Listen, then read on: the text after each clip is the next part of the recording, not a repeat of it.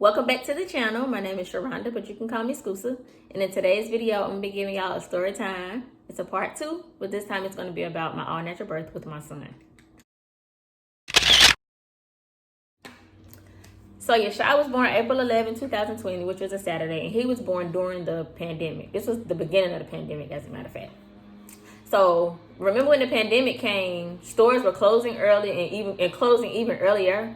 So at the time, my husband was in Target buying weights. I was home. My mom was in town too. She had came in town because I was about to give birth, and somebody needed to be home when I went into labor so they can watch my daughter. So my husband was in Target buying weights. Like I said, he had went to Target like 7 o'clock that morning. I was in the bed asleep. 8 o'clock on the dot, I remember I woke up from a contraction. So I woke up and had a contraction. I went and used the bathroom, came and laid back in the bed. So I was about to go back to sleep, and then I had another contraction. So when I monitored it, they were like 10 minutes apart. So I'm like, okay, they're 10 minutes apart. Let me just, keep monitoring and see what happens. So as you know, with my daughter, I didn't know what was going on.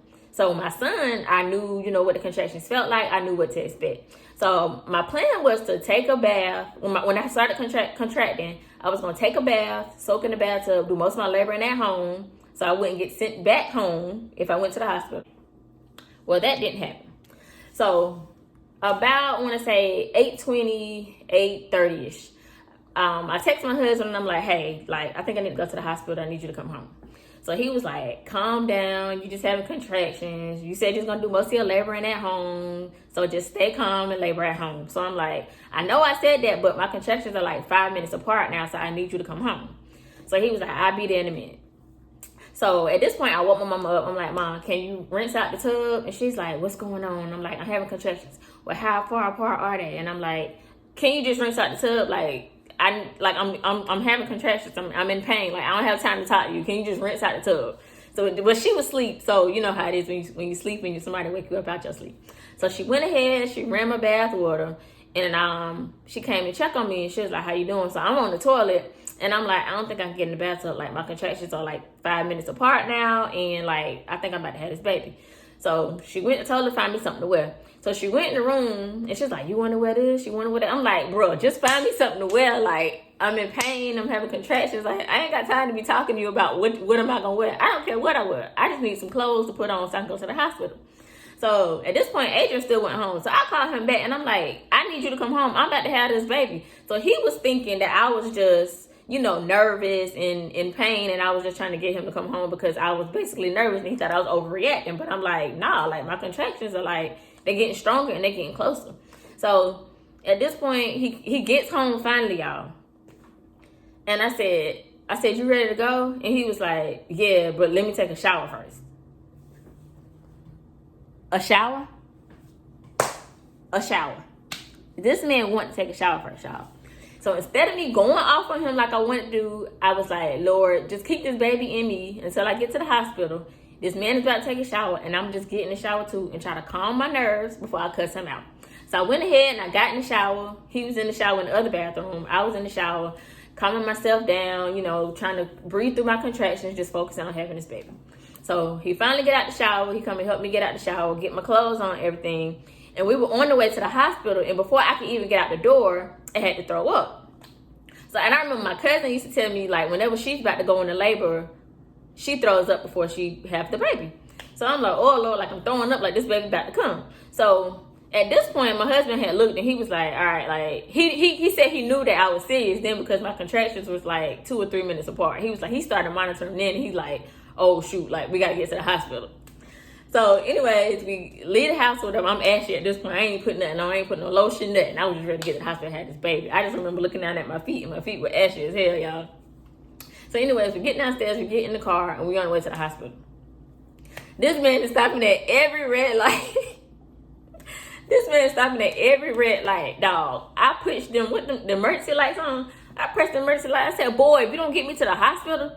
So I'm in the car, and you could tell, I could tell, Yeshua's head was, coming down because I could feel, a lot of pressure down here, and it was hurting, and it was real uncomfortable. And then I'm in the car, so I'm sitting up straight, I had to lower the seat back, and I'm trying to get comfortable. So I'm in the car, and I'm holding back, and I'm like, just trying to make it to the hospital, y'all. So we finally get to the hospital, finally get out. Like, remind y'all, we in the middle of a pandemic. So when I get to the hospital, he tell the people, like, my wife, and she basically having contractions. We got to check her in. So we get there, and it was like, they told my husband he can't come upstairs. So he was like, what you mean I can't come upstairs? And they're like, you got to wait till she get upstairs, and they check her, and they let you know she in active labor, and then we'll let you come upstairs. So then I had to go upstairs by myself. So he had to go to the car.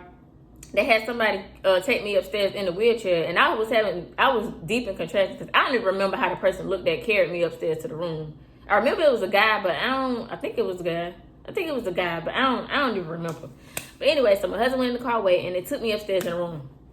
So I get to the hospital room, and they had me sitting down, but it was so uncomfortable to lay down, sit down, anything. Like, I just wanted to stand up. That was the only way I can, try to get some kind of relief. And they was like, no, we need you to sit on the bed because we got to hook these machines up to you. We got to monitor his heartbeat. We got to check you to see how far you dilated. Like, they got to do their job. So I'm like, all right, whatever. So I lay on the bed. They hooked me up to the machines and everything. Y'all, the lady was like, okay, she was like, you're 9.5 centimeters dilated. I said, what? She's like, you 9.5, like, you about to have the baby.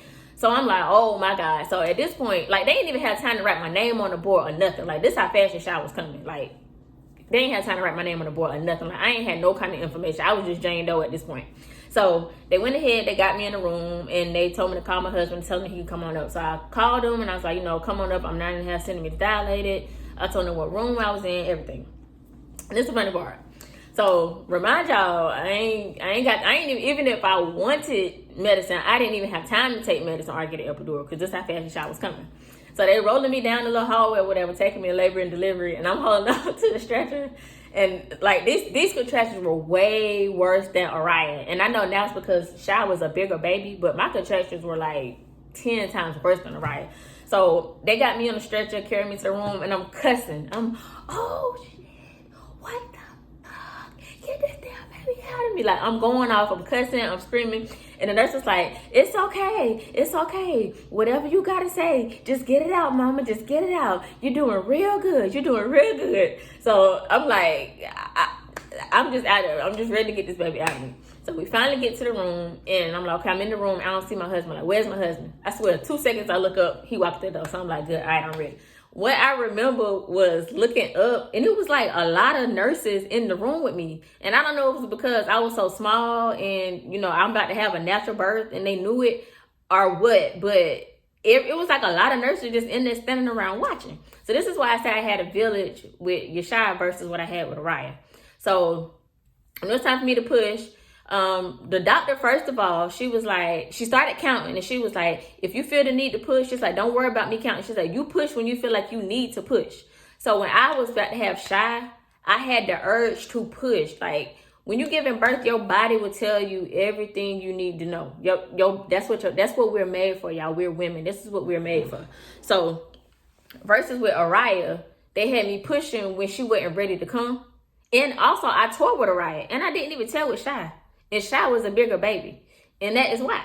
Because they had me pushing with Araya when it wasn't time for me to push with Araya yet. Anyways. So yeah, so for Shy, she was like, you push when you feel the need to. So I would push whenever I felt like I needed to push. Like, my body would push.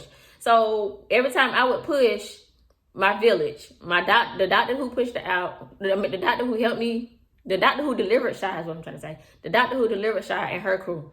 Whenever I was laid back on the hospital bed, they were holding my legs for me, and all I had to do was literally push. They were holding my legs back. They were helping me, showing techniques to help get the baby out. They were encouraging me. They were like, you're doing good, mama. You got this. You can do this. Like, they were really encouraging. They were really helpful. They were really like a village. And this is why I said I really enjoyed my labor with Shy versus with Araya. So anyways, I'm laying there. Like I said, they got my legs. They telling me to push. So, whenever I felt the need to push, I was pushing. And I'm telling them, I'm about to push. So they're like, come on, push. So I would push, and I would breathe in. Like I said, it was just really helpful. That labor was just beautiful. And like I said, all the women standing around watching, like, it was just beautiful. So I pushed. Shy came out 10:55 p.m. Remind y'all, my contraction started exactly at 8 o'clock a.m. Shy came out 10:55. That is 2 hours and 55 minutes. This labor. I was so glad he came out. Like I said, I was in pain. That That made me not want to have no more kids. And then the doctor was like, the doctor was like, oh, he came out in 2 hours and 55 minutes. That means the next baby gonna slip out. I looked at her, I said, what next baby? Like, I ain't having no more kids. But when you in labor, you gonna feel like you don't want no more kids. But now a whole year later, I want some more kids, y'all. I want 2 more. So yeah, Araya came out, she was 6 pounds even. Shy came out 7 pounds 9 ounces, which is why I said my contractions was worse because he was a bigger baby. And I'll show side by side pictures here, and it looked like I birthed the same baby twice. But Shy's just fatter than what Araya was. And the same thing for Shy. They considered him to be healthy because, like I said, he was another natural baby. So they didn't have any worries, any complaints.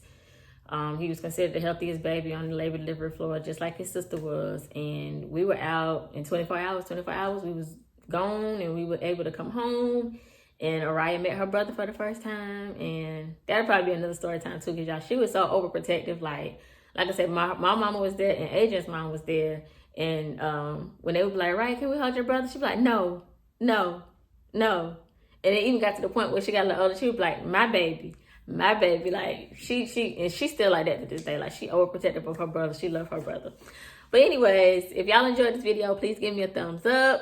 Comment down below. Let me know if y'all had a natural birth. If not, no. So if y'all like this video, give me a thumbs up. Comment down below. I want to chit chat. You know what I'm saying? And we'll see you in the next video.